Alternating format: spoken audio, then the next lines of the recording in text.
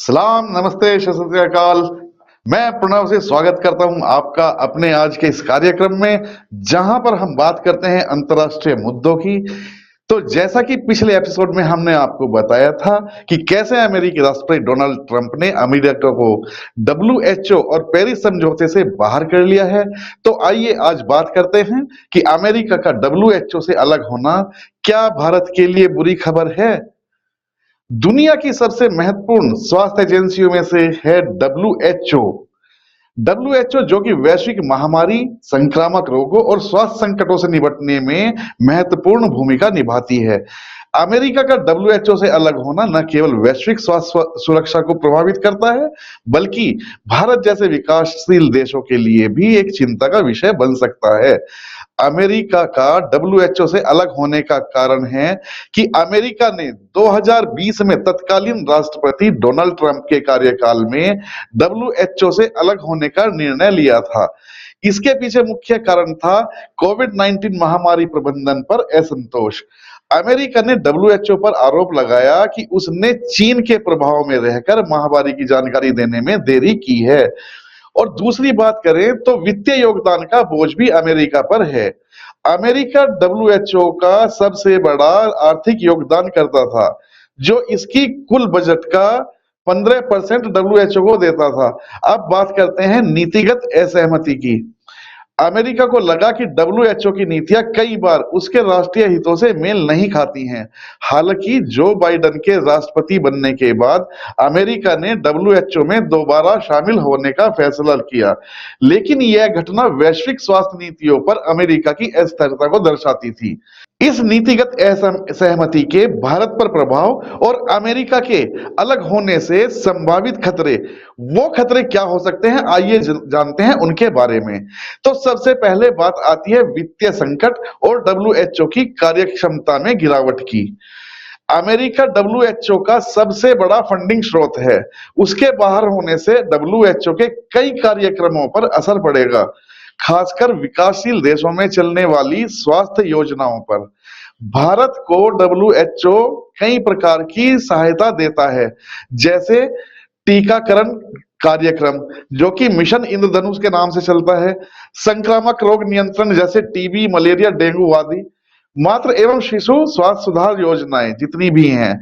अगर डब्ल्यूएचओ को आर्थिक संकट झेलना पड़ता है तो इन कार्यक्रमों को भी नुकसान हो सकता है, जिससे भारत के स्वास्थ्य क्षेत्र पर नकारात्मक प्रभाव पड़ सकता है।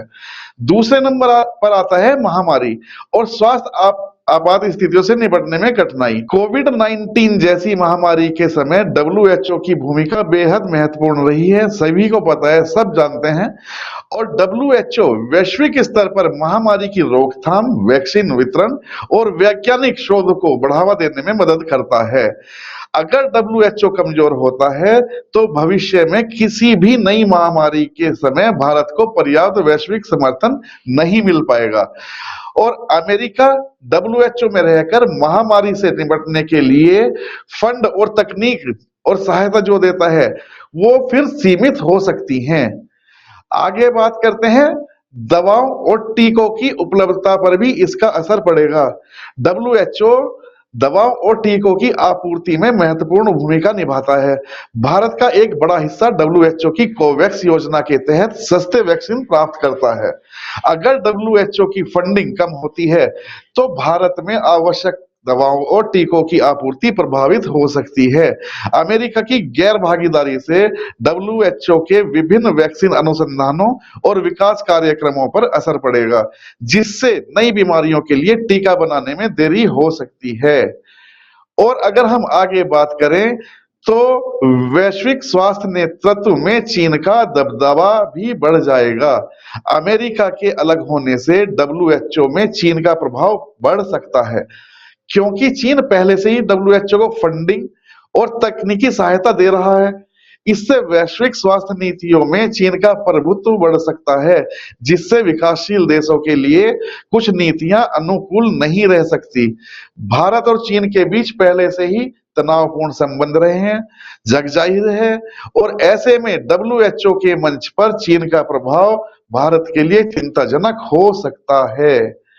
और अगर हम आगे बात करें तो वैश्विक सहयोग और अनुसंधानों में कमी भी आ सकती है। डब्ल्यूएचओ केवल एक स्वास्थ्य संगठन नहीं है, बल्कि यह दुनिया भर में चिकित्सा अनुसंधान और नई बीमारियों के अध्ययन को प्रोत्साहित करता है। अमेरिका डब्ल्यूएचओ के तहत वैश्विक स्वास्थ्य अनुसंधान के लिए सबसे बड़ा निवेशक है। अगर अमेरिका डब्ल्यूएचओ के शोध कार्यक्रमों में भाग नहीं लेता, तो नई बीमारियों बीमारियों पर होने वाला शोध धीमा पड़ सकता है, जिससे भारत जैसे देशों को नुकसान हो सकता है।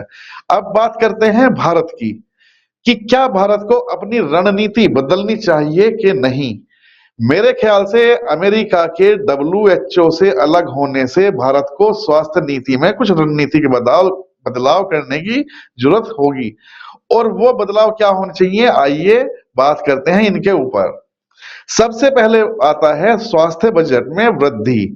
मतलब है कि भारत को डब्ल्यूएचओ की संभावित सहायता में कमी को देखते हुए अपने स्वास्थ्य बजट को और बढ़ाना चाहिए। दूसरे नंबर पर आता है स्वदेशी अनुसंधान और उत्पादन।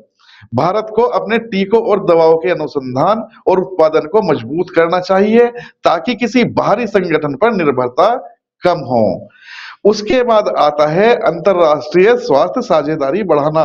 इसका मतलब है भारत को यूरोपीय संघ, जापान और अन्य देशों के साथ मिलकर स्वास्थ्य साझेदारियों को मजबूत करना चाहिए। और भारत को डब्ल्यूएचओ में अपनी भूमिका और निवेश को बढ़ाकर अपनी स्थिति को मजबूत करना चाहिए, ताकि चीन का प्रभाव कम किया जा सके।